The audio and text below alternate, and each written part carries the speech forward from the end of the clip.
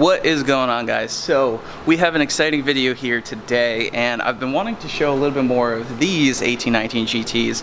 So my friend Chris has a, I guess you could say, full bolt-on 2018-2019 GT manual. This car has a stock 18 intake manifold, has Corsa long tubes. It's currently over at VMP getting tuned, so we're gonna see what it makes and probably go for a ride because this thing's pretty sweet. So we're gonna see what this makes. Has a JLT cold air intake as well. It's on E85, so it should make some good power. It's a manual, of course, and let's go see what it does.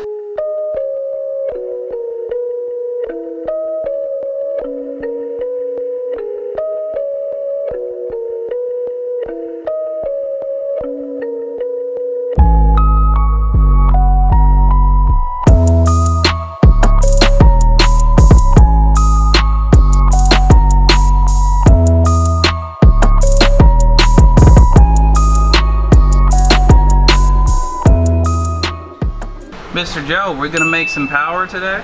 You know it, baby. So, full bolt-on, 18. Full bolt-on? Get out of here with that. This is a cold air exhaust car. Well, that's full bolt-on. That's not full bolt-on. What's full bolt-on? Full bolt-on has a catch can. I thought you were gonna say supercharger.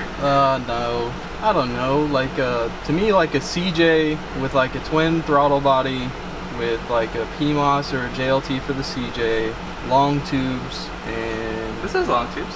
I know. I wasn't discounting the fact that it had long tubes. You're like, I know. I'm make tuning it full bolt-on, dog. But yeah, I mean, this is. So this is like the easy bolt-on 18. Okay. This isn't like the hard bolt-on 18. You gonna make some horsepower today? You know it, baby.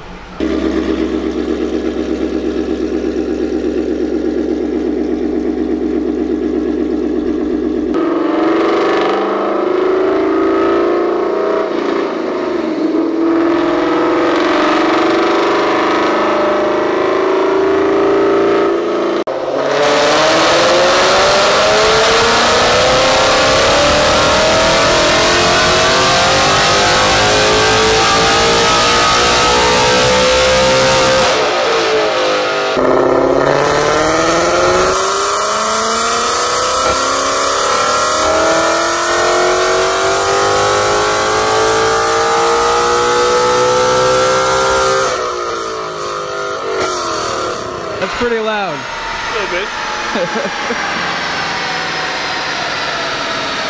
Alright, Mr. Joe. So, tell me about your tuning process. Well, you see, I start with the computer, I put it in my lap, I plug into the car, and then I do the thing. Okay. It's a pretty solid tuning process right there. The beauty of a cold air intake I've worked with before is most of the time, as long as the customer accurately describes the ethanol content of the fuel and the cold air intake is properly installed, my fueling's usually within 5%. So the first file is usually just a verification of kind of like already known variables. As long as fueling's within like 5-8% on the first file, we know that A, the customer probably installed most of the parts correctly, and that the ethanol content is most likely accurately described. Like if we get a data log back on a known mass airflow transfer function, known injector data, customer tells us that the ethanol content's 85%, but when we do a data log in the car, we see that it's 15% rich on something that we know should be in a certain place. We know that most likely thing is that either the math is off, or the more likely thing is that the ethanol content is not as described. A lot of people are under the false presumption that just because they're going to a E85 pump, that they're getting 85% ethanol fuel. 9 times out of 10, that's not the case. So the biggest thing with going E85, if you're not on a flex fuel tune and you're trying to get a tune dialed in, like this is your first couple logs on a tune, the biggest thing is knowing the ethanol content of the fuel you're actually putting in the tank, along with the remainder of the gasoline that you had in the tank prior. Because that'll lower it down too. So it's good to measure with the little testing kit. Yeah, so that you at least know what you're actually putting in. You're not going to get that full E85 until your next tank, or even the third tank. Sometimes even the third tank. Yeah. The biggest thing with going E85 is making sure that you are as close to empty or beyond empty as possible. Like 0 miles to E does not mean your tank's empty. Exactly. So 0 miles to E means that you probably still have a gallon or two left in the tank. Yep. So, well, depending on how you drive the car, of course. But your best thing to do is get it as close to empty as possible, fill it up completely with ethanol, and then by about your second or third tank, as long as the fuel you're putting in is actually E85, we should be able to see a stoic point being burned by the engine of about 85% ethanol. Right. The only way to really know what is going into the rails your first couple times filling up is to have a known mass air transfer function like the stock cold air, having a tuner that knows stoic point of E85 and then can kind of backwards calculate what we're seeing fuel trims wise on a stock cold air. I guess the short of it is that what I did in this first poll was basically just a verification of known variables, making sure that fueling was accurate, that my stoic point that I have it set at is accurate, and that there's no false knock or anything like that. So now that I have all that established, I can go in, make sure we've got enough timing commanded for ethanol-based fuels to make good power, make sure the cam timing's doing what it's supposed to, make sure the fueling's still perfect, and then start chasing power after that. Yeah, and this is very similar to what you do all the time, remote tuning with customers. Yeah, I would do this. You get a nice solid file, you make sure everything's good, and you start chasing power. If on the first file you see that your fueling's within 5%, 8%, and the knock sensors are adding in enough timing to what you consider to be safe on the fuel, then at that point it's like, all right, well, we're pretty much done. And sometimes that happens on the first file to where the customer installed the parts right, we set up the tune right, we're not being too aggressive with it, we're not being too weak with it. It just, sometimes it ends up being the first file is perfect. Exactly, but, yeah. And this is a simple setup, a JLT and Longtube. Yeah, a JLT and Longtube setup. The only thing with long tubes and exhaust changes that we want to keep an eye out and look out for is false knock. Right. Especially on E85, because it's like you can leave a lot of power on the table with false knock. Especially if the exhaust is hitting the body or something stupid like that. With headers, it's more common to get issues with exhaust rubbing the body or hitting like the passenger AC stud with some of the stainless works exhaust, hitting the steering shaft, or even just like how you have your mid-pipe aligned. Sometimes people kick the legs up of a mid-pipe too high, and when the engine torques under load, it knocks. And then I've seen where people forgot to put the engine mount nuts on, and when the engine torques under load, it just picks up the whole exhaust and it's all contacting the body. Yeah, I mean, that's kind of the basics of it. We're at the point with his car now where we're basically just going to start chasing power. Sweet. Make sure everything looks good, and then we should be all done. Sounds like a plan. Let's do it.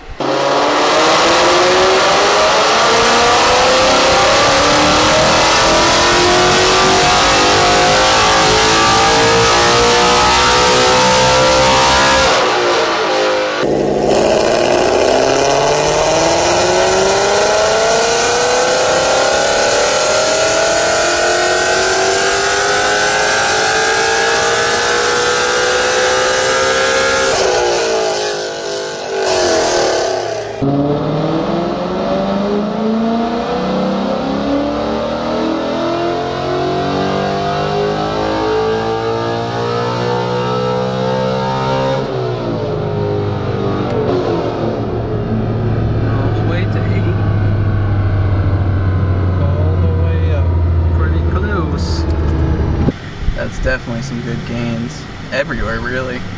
Especially considering E85 versus E85, tune versus tune. It's not too shabby. Yeah, so what was peak horsepower? That was 493.77. And torque? 449.5. Nice. So came in with 477. Out wait. We got to do smoothing 5. Smoothing 5. 493.44. Ooh. See? See? First 476. So that you should be able to feel that in the butt dyno. Exactly. It should be a lot more fun to drive now because it's, as you can see, there's a lot of meat and torque down here. Everywhere. Like the separation up here in torque isn't too crazy, but down here it's pretty noticeable. So nice. Should be a lot of fun for him. Heck yeah, man. And this is a JLT 120 and Corsa long tubes and exhaust. That's it. Yep. The E85. And a VMP tune. Yes, sir. Alright, so I knew Chris was bringing the car over here, so I wanted to give you guys some clips of the car on the dyno and some dyno numbers.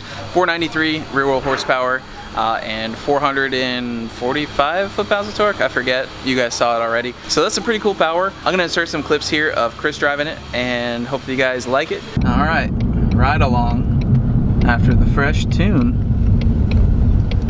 We'll see if it hooks first gear.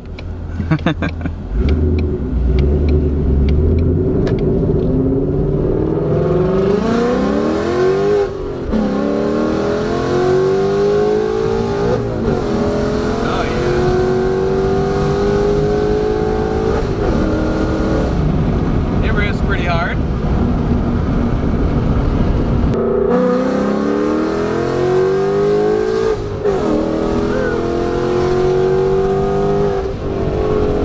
It's got torque. Dang, man.